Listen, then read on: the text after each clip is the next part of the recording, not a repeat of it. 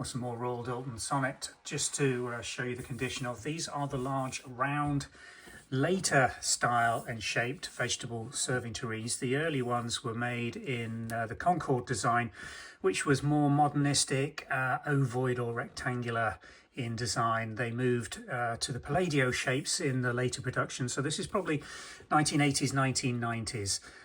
A lidded vegetable tureen, a lovely little acorn style handle with just a very simplest of gilt decoration around its base in absolutely superb condition. And then the twin handled round serving tureen, again in beautiful condition.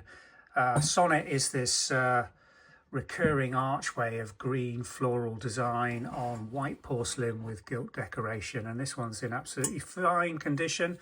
It is marked and sold as a second. You can see the Royal Doulton mark's been drilled out here. We've gone all the way over this and we can't find a reason why that would have been the case. It's in really fine condition. Does need a good wash, this one. Has been used and put away a bit grubby, but we will do that before sending it out. They're quite difficult to find, these later versions. Very popular.